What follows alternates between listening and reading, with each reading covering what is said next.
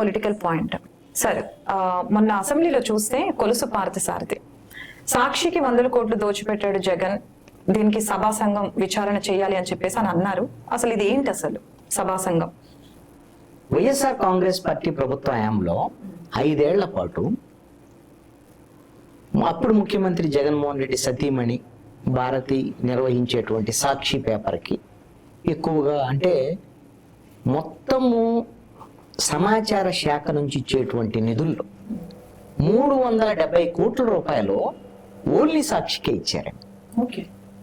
ఏది సమాచార శాఖ నుంచి. అదేవిధంగా జిల్లాల వారీగా కలెక్టర్లు వివిధ డిపార్ట్మెంట్లకు ఇచ్చే ఇంకొక 35 కోట్లు ఉన్నాయట.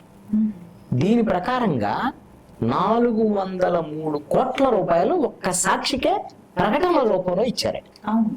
అయితే ఆ 5 ఏళ్లలో మిగతా పేపర్లు, మిగతా మీడియా సంస్థలు అన్నిటికి కలిపి 480 కోట్లకి ఇచ్చారు. అంటే 400 కోట్లు సాక్షికి ఇచ్చి 480 కోట్లు అన్ని పేపర్లు.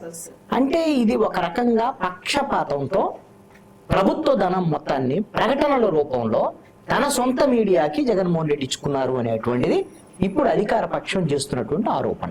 అందుకనే అసెంబ్లీలో దీనికి సంబంధించినటువంటి విషయంలో పొన్నూరు ఎమ్మెల్యే ధూళిపాళ నరేంద్ర ప్రభుత్వాన్ని ప్రశ్నించారు. గత ప్రభుత్వ హయాంలో అంత పక్షపాతంగా దీని మీద జరిగింది, అధికారులు అందరూ కూడా అప్పుడు వాళ్ళ సాక్షికే ప్రకటనలు ఇవ్వటం, ప్రభుత్వ ధనాన్ని దోచిపెట్టడం ఇలాంటివి జరిగింది. నెక్స్ట్ ఏంటి దీని మీద ఏమైనా చర్యలు ఉంటాయని ఆయన అడిగినటువంటి పరిస్థితి.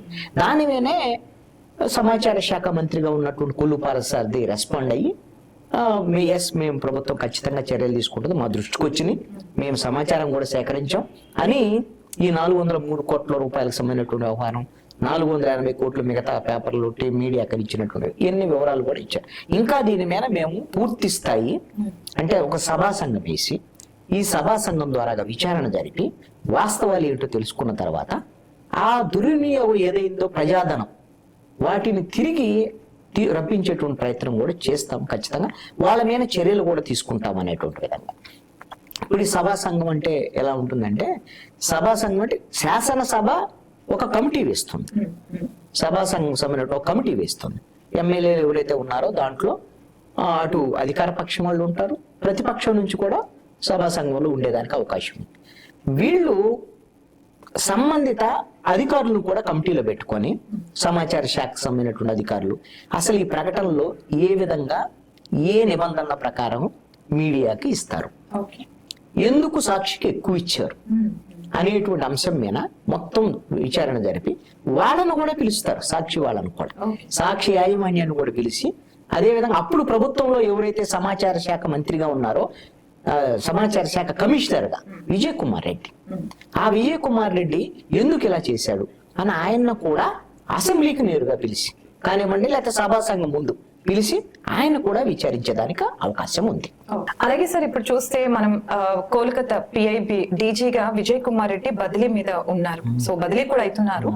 సో లాస్ట్ టైం అయితే అతని మీద విజిలెన్స్ విచారణది ఆదేశం ఇచ్చారు, రాష్ట్రం అతన్ని రిలీవ్ చేస్తుందంటారా? సమాచార శాఖ కమిషనర్ గా పనిచేసినటువంటి విజయ్ కుమార్ రెడ్డిని ఆంధ్రప్రదేశ్ ప్రభుత్వం బహుశా రిలీవ్ చేసేటువంటి అవకాశం ఉండకపోవచ్చు.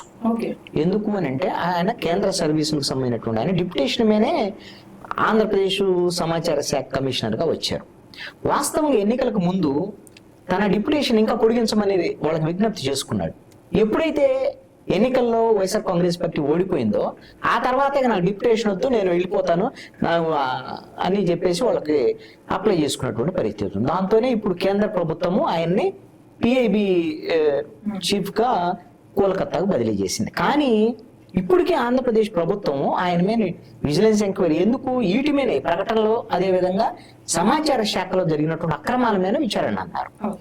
కాబట్టి ఈ మంత్రి కొలుసు పార్థసారథి చాలా స్పష్టంగా చెప్పారు, మేము ఎట్టి పరిస్థితుల్లో కూడా ఈ సభా సంఘం విచారణ పూర్తయ్యేంత వరకు విజయ్ కుమార్ రెడ్డిని రాష్ట్రం నుంచి వెళ్లకుండా, రిలీవ్ చేయకుండా ఆయన జిఐడిలో రిపోర్ట్ చేసేటువంటి విధంగా మేము చర్యలు తీసుకుంటాము అనేటువంటి స్పష్టత ఇచ్చున్నారు.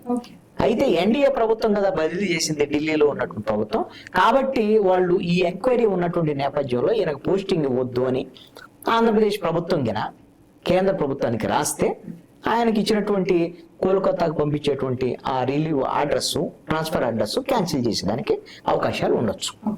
అలాగే సార్, గత వైసీపీ కూడా సభా సంఘం వేసింది కదా, మరి దాని గురించి ఏమంటారు?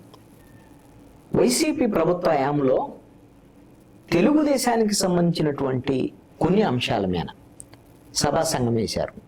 ఆ సభా సంఘం చైర్మన్గా అప్పుడు తిరుపతి ఎమ్మెల్యే భూమన కరుణాకర్ రెడ్డి కూడా ఉన్నారు. దేంట్లో వేశారు అని అంటే, తెలుగుదేశం అధికారంలో ఉన్నప్పుడు డేటా చోరీకి పాల్పడ్డది తెలుగుదేశం. ప్రభుత్వం లబ్ధిదారులకు సంబంధించినటువంటి సమాచారం మొత్తాన్ని కూడా, వాళ్ళ వ్యక్తిగతమైనటువంటి సమాచారాన్ని వాళ్ళ రాజకీయ అవసరాలకు ఉపయోగించుకున్నారు.